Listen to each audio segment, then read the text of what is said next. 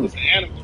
But when Niebuhr said this last year, when I was complaining about they said last year, I'm like, he played too high. Niebuhr was like, yo, if you give him the ball around 17, 18 feet. Niebuhr did say that. When he come off the screen, they're going to be wide open. And I'm like, okay, I hadn't thought about it. But this year, he get it, maybe 17, 18 feet. And you know what's funny? B, to your point about the live, again, that Miami game, he throwing that shit with, like, no space. I'm talking about, like, it's over the shoulder. Over the shoulder. Like, I don't know if this move that he do now, where he go left, and you know how, like, you throw the one-hand live, you know what I'm saying, the beat defense, Cade be grabbing that motherfucker with two hands.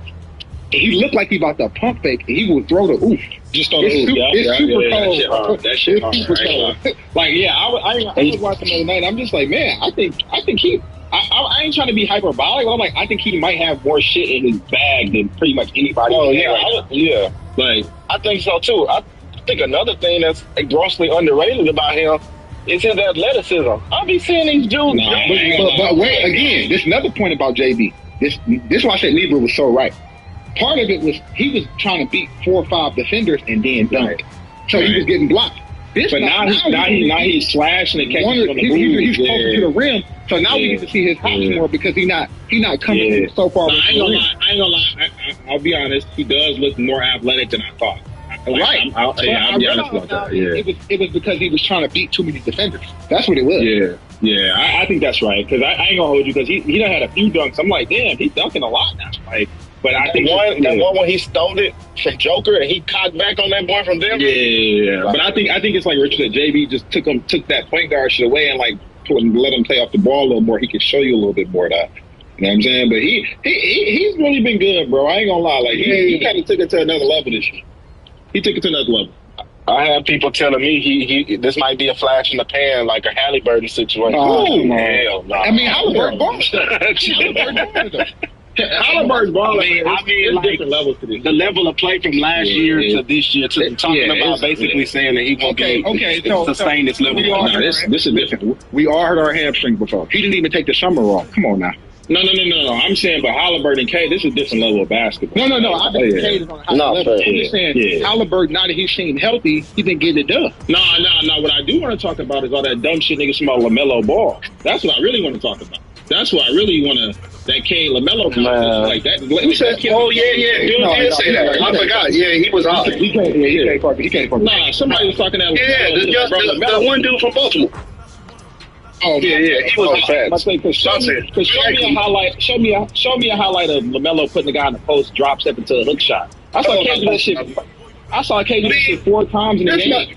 This is my thing about Cade. All they're gonna do is they're gonna raise you a one-legged three. This is my thing about Cade. It's a combination of things. Number one, he always been cold. He was cold at Ohio State. I think he was like 26, 5 and 5 there.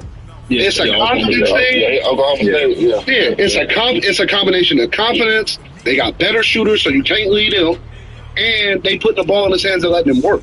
Now, what I'm worried about now is how does Jaden Ivey reassimilate back into this game, because this game is now the league. So is what I'm worried about. To me, he don't have to do nothing. Like to me, you want to keep it real. Stand on the other side of the court and clean up shit. I'm about to say you might as well join Thompson and Holland and just be athletic and run. Listen, all you gotta do is it's the Cade Cunningham show. I'm gonna tell you what the difference. Get the fuck out the way is what you need. Yeah, the difference is like that Tim Hardaway shit. When he like get him the fuck out of here. Shit that he doing, that's gonna be Ivy over there. So now you're gonna have somebody. They really not gonna build it up. So like for example, we played Denver. Hey, but what's cool about that is Ivy shoot 40 trash. Yeah, I was about to say when we played Denver, they beat the Pistons easy as fuck. It was like they wasn't even playing because it was just like all we got to do is double hard, double fast, and they got nothing. OKC did the same thing. They took their life out. With Ivy out there, you're gonna be hesitant because Ivy shoot 40% from three. And he's an athlete. And he's the most athletic player on the court. So you can do that shit if you want. When Cade find Ivy gonna be crashing and dunking that shit. He's gonna be dunking on my fucking Twin gonna get better too though. Twin gonna get better. He's gonna get better. I'm not gonna lie. He started to heat up. Bonehead as hell with the ball. He's super bonehead. But his defense at the point of attack, oh man. And then Holland is getting better too, so you're gonna have more killers on the wings. You know what I'm saying? So I just think they're gonna be that much better next year. Like I think they're gonna be solid.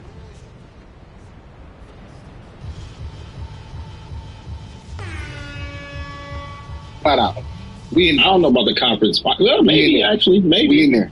But Because K only gonna get better. He's only gonna get better. yeah. I mean, K gonna be second team All NBA this year. He might.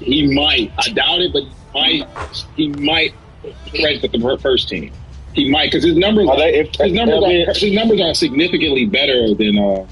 Yeah, and I don't know when it's Mitchell. If I'm OKC, and look, I'm not trying to start nothing. I'm not trying to be no hater.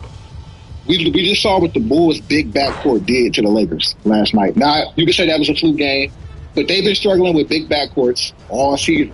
If I'm OKC, I'm looking at the Lakers and I'm like, bring it on. I'm ready. Yeah, we got a big ass backcourt. That's way down. I'm gonna tell you what worried me about teams specifically. Maybe OKC because they go a little more off the dribble a lot. You have to attack Luka. Mm-hmm. He's a weak defender, but you also have to understand that you're not going to get hit a player like that in foul. Correct. That's correct. You just got to play. That's correct. And that's what. So that's why I made a point earlier about Jimmy on LeBron. Don't put Jimmy on Luka. Put Jimmy on LeBron. Like, because Luka gonna get his shit regardless. Yeah, I agree. And listen, I don't mean this in a weird way. I know LeBron gonna have the better stats, but Jimmy is just as good as LeBron at controlling the basketball game. As far as like, I know how to make the decision to neutralize whatever you're doing. Like, so put him on LeBron because then that's gonna knock out all that IQ shit LeBron be doing. Because you got somebody just as good as you at controlling the game. So who guards Luka? I don't want to play them. This is my thing. Who guards Luka? Luka's gonna listen. Nobody has to. Luka's gonna hit 30s anyway. Who gives a fuck who guards? I mean, this is my point with teams when they do dumb shit like that. Oh, we're gonna put such and such on them, bro. That nigga hitting 35 regardless. See, the thing about Boston. This is the thing about my question is who's Steph Curry gonna guard? Right. Austin Reeves. Okay. Reeves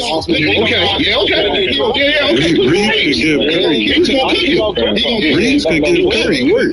For sure, but Curry's also going to give him work too, so it's like a 1-for-1 type of thing. You know what I'm saying? The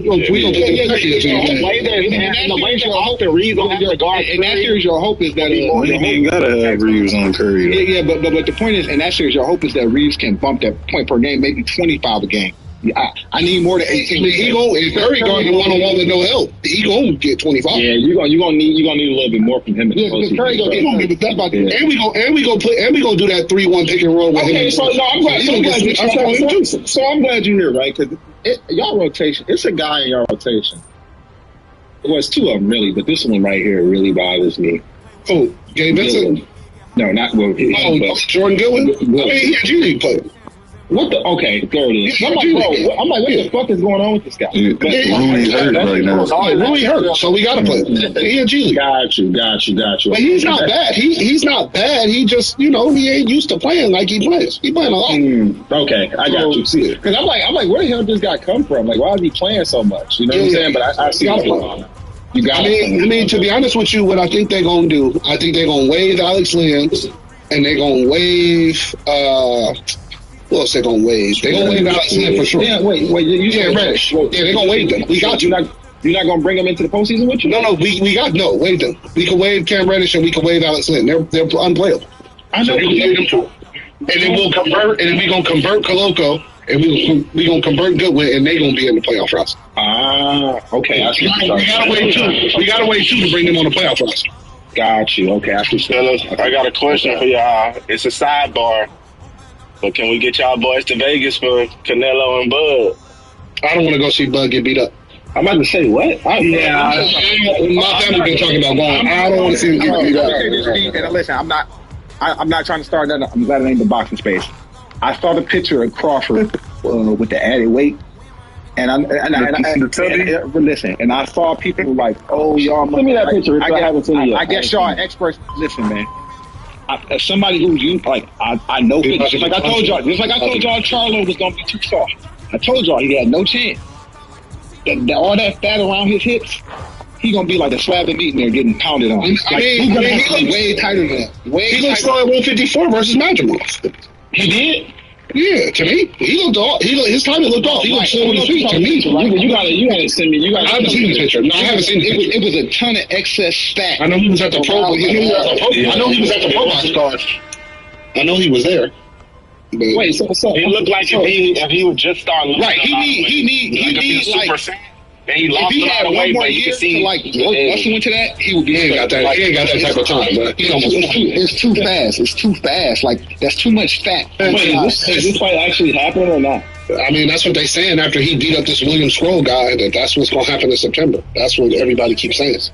Well, hey, I'm just speaking on the opinion. No, I want to see. I already know I don't want to see that man get punched. You do realize they already got me for the event, if you remember correctly. Okay, yeah. I didn't go to that one. Then you get to Vegas and motherfuckers start telling you all this shit about how such and such ain't right and all this other shit. I'm sitting there like, bro, I didn't spend my money and y'all telling me all this bullshit now. Like, okay, all right, I'm not fucking with y'all. I don't like that shit, bro. Like, I don't like that. Like, bro, like niggas, and then they be like, oh, I'm gonna tell y'all some real shit, bro. Told me to my face, oh yeah, Al said such and such was losing, so don't even worry about it. I'm gonna let that be. But I'm just telling you, man, you finna make me die. I can't tell it. It's only 5 of us here. I'm saying that because we don't have no anonymous listeners. I'm telling y'all that was said to me explicitly, and me and Rich was sitting at that bar at the top in the MGM. I'm like, bro, I'm never spending no money on this shit again. Hey man, listen, it was a couple of people kept saying, "Oh no, he gonna take his eye and all this." No, I wasn't even talking about that fight. It was you were talking about somebody else? Some other shit. Yeah. Speaking of robberies, it was a robbery fucking yesterday. You talking about the Shay shit? Jay Robert that Shay shit was crazy. That shit was nasty. I didn't watch the fight.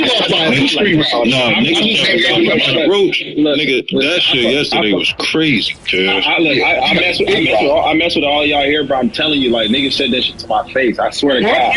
And was laughing about the shit, too. And I'm like, which fight? Bro, I don't make niggas feel weird. There was some wilder shit, bro. Like, it was crazy. Like, and then that's when I realized, like, oh, they really be trying not to make fights happen. Like that's when you kind of put it all together. Like, nah, nigga, this shit real. Like, they really don't want to make the fight. Like, they really, like, no, we're not making it. Like, and you think, like, oh, it's a negotiation thing. It's no, they don't want to make the fight. It ain't about money. It ain't about none of that. It's like, nah, bro, we not making that fight.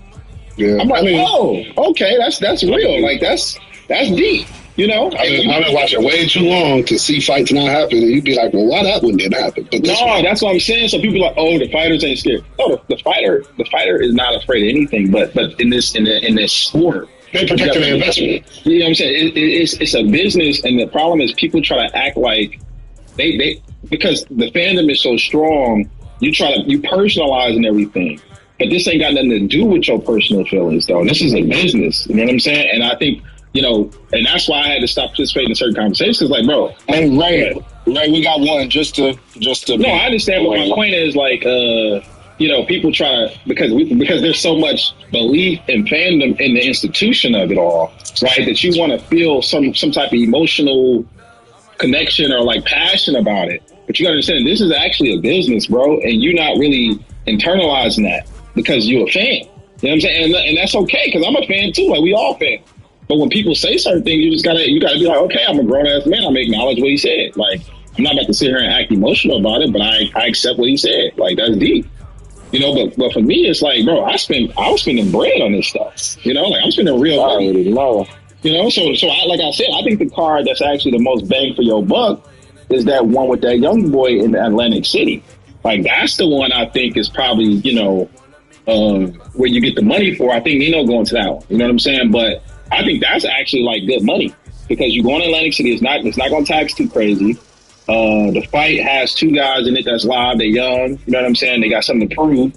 And I think you get something out of that. You know what I'm saying? But some of these others, I can't find that card which I just looked for. I can't find it. But when you see it, you're gonna be like, yeah, he a little too loose. Like it's not good enough. Like but my point is, like, I just feel like it's very important to get a bang for your buck. You know what I'm saying? I think that a lot of times the boxing thing is more wrestling than it is competitiveness. You know what I'm saying? Like, y'all, I didn't see the fight last night, but y'all sound like, to me, it sounded like it was another like highway robbery. But again, you watching the production though. Yeah, I mean, I'm thinking the boxing thing is like, you know, it's just better not to take it so personal. I remember we went to the Devin and Ryan fight. Clarissa Shields is right by me and Raymond. She's standing like right next to us. The first thing she said when Ryan got up and took his robe off, the first thing she said was, "How much does Ryan weigh? He looked big as hell." Yeah, that was the first thing she said. And when she said that, and then I watched the fight play out, I said, "Oh, I'm never gonna act like I know what the fuck I'm talking about again," because she basically implied that he was on PEDs when the bell rang. That's how much she know about boxing. You know what I'm saying? It was crazy how quickly she picked up on it. The second she saw his body, she turned and she said, "How much did he weigh?" Yeah, like it was an interesting night. It was an interesting night for sure. But my point is, like, sometimes you gotta just like chill out. And people be so caught up in like this gladiator, the idea of like warrior spirit and your favorite fighter and all this other shit. Like, man, that's only a part of it. That's only a part of it, right? You gotta learn how to take your feelings out of it.